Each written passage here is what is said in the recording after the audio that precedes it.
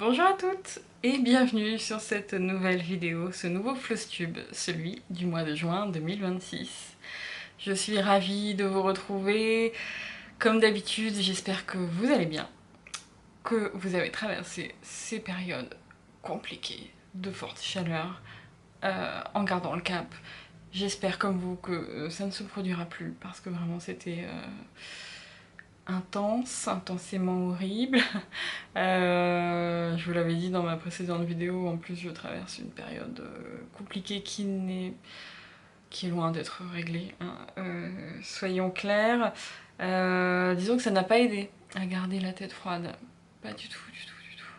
Mais ma thérapie par la broderie a battu son plein sur le mois de juin. J'ai beaucoup de choses à vous montrer.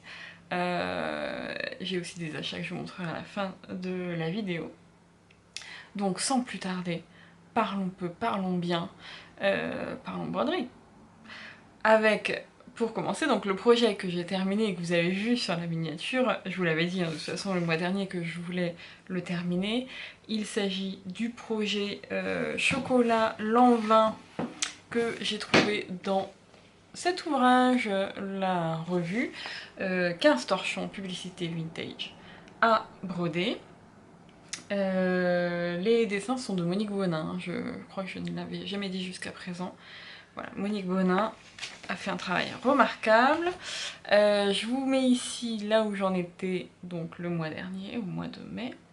J'avais bien commencé le loup, quasiment terminé, mais pas encore. Il me manquait les dents, il me manquait encore son pelage totalement, et puis le reste du projet, eh bien voici, c'est terminé, et encadré dans ce joli cadre que je vous avais présenté également, trouvé en ressourcerie pour 1 €. Et cette fois, je n'ai pas fait la même erreur que je fais d'habitude, c'est-à-dire que je vous ai enlevé la vitre le temps de la vidéo pour éviter tous les reflets. Donc voilà le projet. Je le trouve magnifique. Magnifique, je l'adore. J'adore vraiment beaucoup. Je vous en parle un peu plus. Je l'ai fait donc sur une toile Aïda 18 CT, donc 7 points au centimètre, couleur Nougat. Sur ce projet, il y a 11 couleurs. Et voilà, on est à peu près sur 16,5 de long et 12,5 cm de hauteur. Et voilà. Alors c'était quand même un projet qui est plus long peut-être qu'il peut en avoir l'air. Voilà, il y a quelques demi-points, mais c'est assez léger. Il y a évidemment du point arrière pour faire les écritures ici, là et un peu dans la tablette. Il n'y a rien de compliqué, il n'y a pas de mélange de fils. Voilà, mais il faut, notamment sur le loup, y consacrer pas mal d'heures. Voilà. Mais je trouve, vous allez me dire, le résultat en vaut vraiment la peine. Je le trouve incroyable. Et vraiment, dans cette revue des ouvrages à broder, il y a beaucoup de modèles qui sont incroyables. Bon, alors, il y en a 15 au total. Et franchement, ils donnent tous envie. Il n'est pas impossible que j'en fasse un troisième prochainement. Mais vous savez aussi que j'ai un kit, notamment un kit point de repère sur la marque Calor avec une jeune femme qui est en train de repasser. Et peut-être que ce sera le prochain que je ferai un peu dans cet esprit vintage, comme ça, publicité pour une marque vintage. Voilà pour mon projet terminé. Ensuite, j'ai évidemment des projets en cours. J'ai le Happy Days Sampler qui vient du livre de Kyoko Maruoka, que je vous ai déjà présenté à plusieurs reprises, qui est disponible sur Amazon. Je l'ai commencé au mois d'avril. Au mois d'avril, j'ai fait une première, je vous remets ici hein, le sampler voilà, final. Au mois d'avril, j'ai fait la première jeune fille, la lettre A. Au mois de mai, la petite fille sur son vélo avec son chien, la lettre B. Et donc, logiquement, au mois de juin, j'ai fait la lettre C. Alors, je l'ai enlevé hein, du Q-Snap parce que là ça y est, j'arrive plus à faire tenir toute la broderie, donc je l'ai enlevé pour vous le montrer. Donc j'ai fait la lettre C. Alors je vais toujours pas broder les lettres, hein, je ne suis pas sûre de les faire, comme je vous ai dit, je déciderai sûrement à la fin. Mais j'ai surtout fait cet arbre qui m'a pris une grosse journée. Une grosse journée, un peu plus d'une journée à vrai dire. Et puis ensuite, voilà, la jeune fille qui balaie.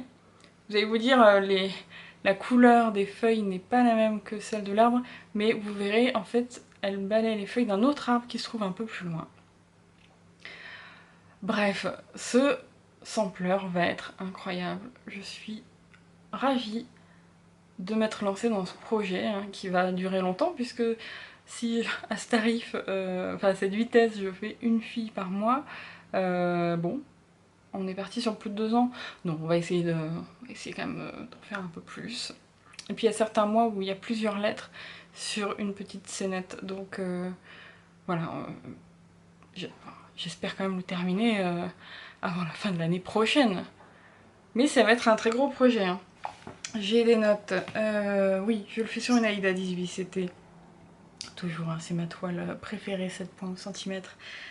Couleur Céladon. Ah non, le projet final. Le projet final fait 276 points sur 220 points. Donc on sera à peu près sur 40 par 32 cm. Ok, il y a du boulot, mais c'est avec plaisir que je la reprends chaque début de mois. Et donc, à l'issue de cette vidéo, certainement que je poursuivrai directement avec ce projet. Mon autre projet en cours, vous le connaissez évidemment, il s'agit de Venise, le projet de proposé par Stitch Ruvia, qu'on adore, que je fais sur une toile blanche 18 CT. Je vous mets ici, là où j'en étais. Le mois dernier, j'avais fini l'eau entièrement. Et vous allez voir, j'ai pas mal bossé ce mois-ci sur cette broderie, puisque j'ai fait ce bâtiment, celui-ci, et un troisième. Je vais vous dire, il est éventré, oui, parce qu'il y a le campanile qui va venir se nicher ici, ça va être incroyable. Ça avance vraiment bien, parce que c'était, mine de rien, un beau morceau de faire ces 3 bâtiments ici. Ensuite, il en reste un énorme ici, un au-dessus, le campanile donc, et puis des éléments, nuages, soleil, ici, et on aura fini. Je dis ça comme si c'était 3 fois rien. Mais franchement, je pense que ce mois-ci, je vais quand même y pencher également sérieusement. Je sais pas, je pense que je ferai quand même le gros bâtiment ici pour vraiment avoir tout le bas fait, notamment parce que je vais avoir besoin de décaler un petit peu la toile pour pouvoir faire ensuite les éléments du ciel.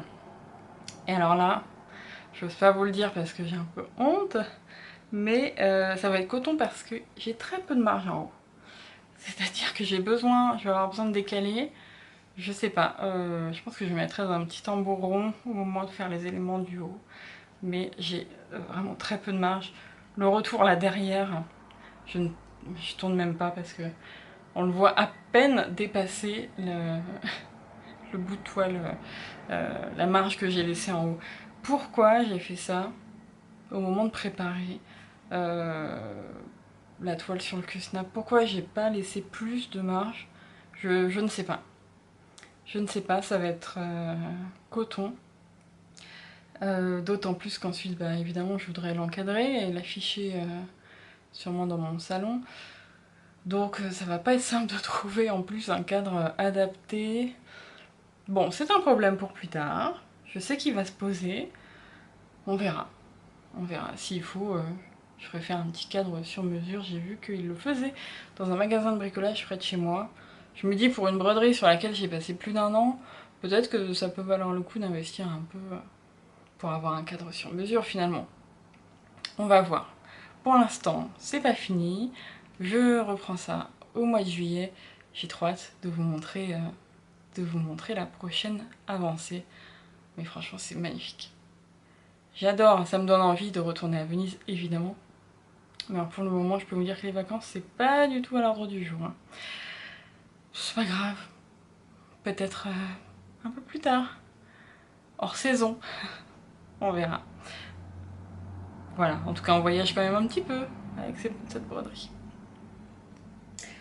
Voilà. Et puis, j'ai commencé une autre broderie. Ah oui, je vous dis, j'ai pas trop chômé hein, ce mois-ci. Si vous me connaissez, si vous me suivez depuis longtemps, normalement, je ne touche pas énormément de projets parce que bah, je veux pouvoir avancer sur chacun d'entre eux.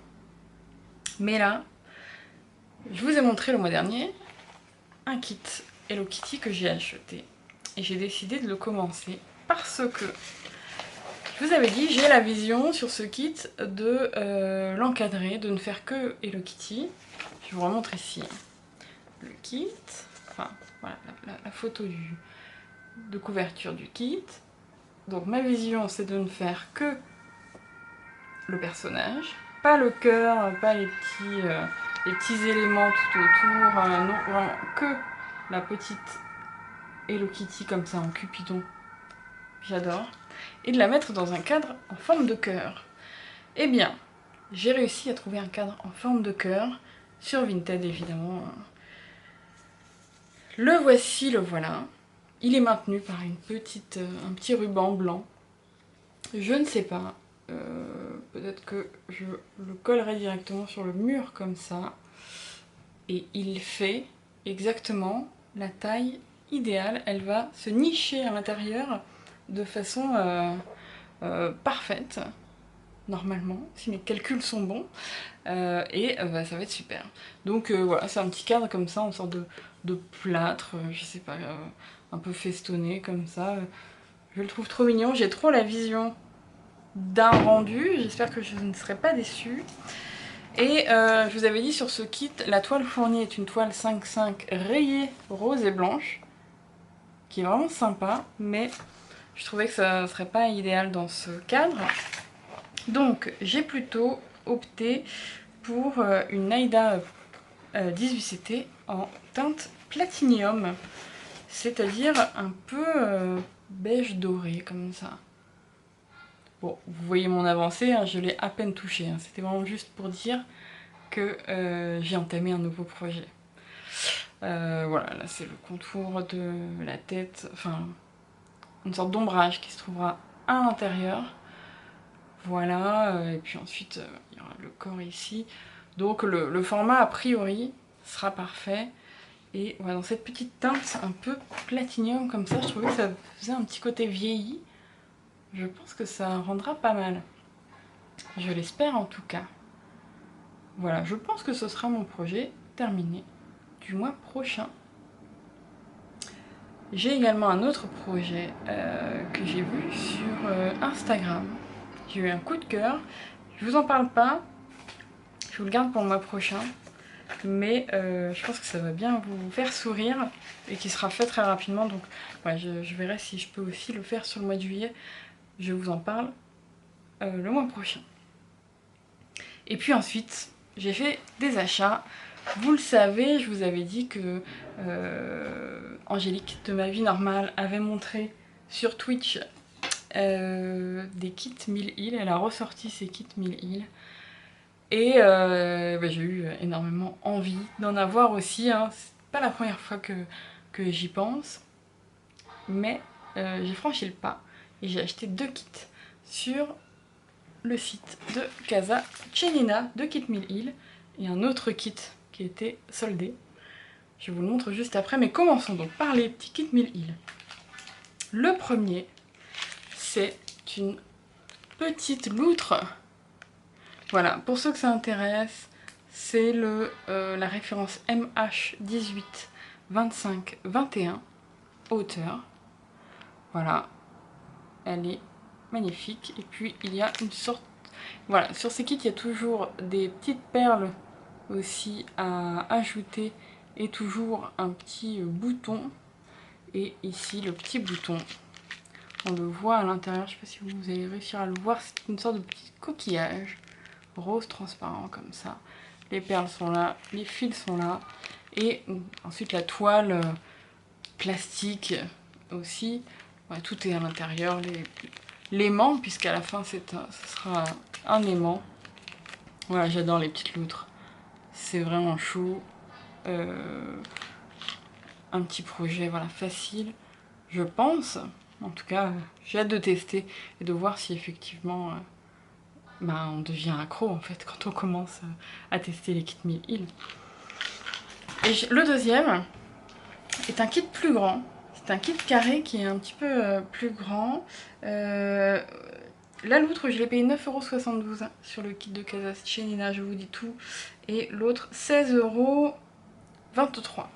C'est effectivement un kit qui est plus grand, qui est donc un kit carré comme ça, qui est un kit sur Noël, puisque vous avez un petit chien qui constitue le bouton, qui attend devant une porte, et il y a ce magnifique lampadaire avec le ruban. Voilà, on est plongé dans l'ambiance de Noël. Alors évidemment, ce ne sera pas pour tout de suite, mais je le sortirai dès que la période sera arrivée.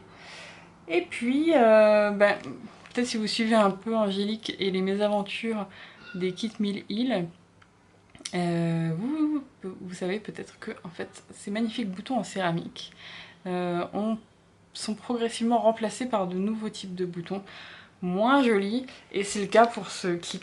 En fait, quand on le retourne, on voit déjà qu'on a un petit mot qui nous dit « Ah, attention, le bouton, on l'a remplacé, en fait, il correspond pas à la photo. » Et là, c'est un peu le drame, parce qu'effectivement, le petit chien, il est beaucoup moins mignon que sur le modèle. On se rend même pas trop compte, c'est un peu...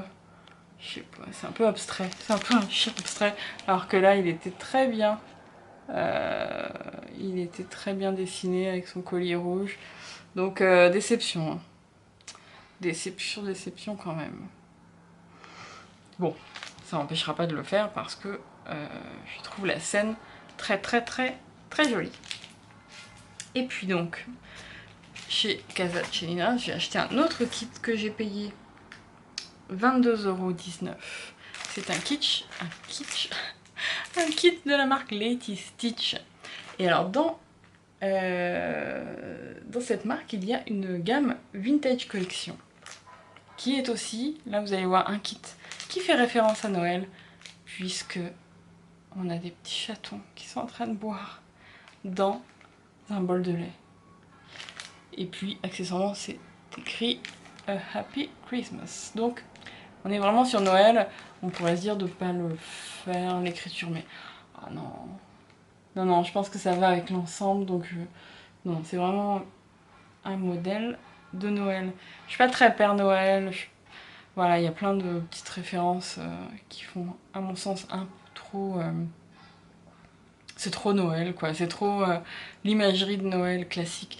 Mais par contre, des petits chats comme ça avec des nœuds... Bah oui, ça c'est le Noël qu'on a envie de vivre. Voilà, donc mon premier kit Laetitia, je n'ai pas ouvert, mais je peux voir tous les fils parfaitement rangés ici sur les cartonnettes. Vous voyez à la fin de la cartonnette, vous avez un petit trou pour glisser les fils en cours. Non, ça a l'air très bien fait. On retrouve les symboles. Écoutez, c'est une Aida Zweigart blanche en 16 CT. Il y a des croix complètes, des demi-croix. Pas de points. C'est un petit peu de points arrière. Mais a priori... Et on est sur des fils encore. Ouais. Mais a priori, pas de grande difficulté. Je ne sais pas si ce kit est toujours disponible. Mais franchement, n'est-il pas incroyablement mignon? Bref. Ce n'est pas à l'ordre du jour. Et voilà. Mais en tout cas, je vous ai parlé également de ma commande de boîte. De ce souci de rangement que je pouvais avoir avec mes fils. Donc, j'ai fini par acheter ces boîtes DMC comme ça. Je sais qu'il existe aussi le même type de boîtes, mais qui ne sont pas de la marque DMC. Bon, écoutez, celle-ci coûtait 6 €.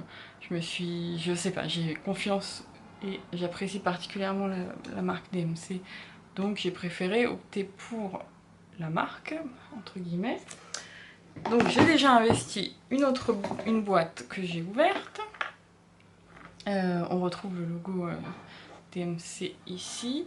Bon, vous pouvez voir que je n'ai pas vraiment beaucoup commencé à remplir ma boîte, mais c'est particulièrement bien fait et très grand. Je ne m'attendais pas à ce que ces boîtes soient aussi grandes.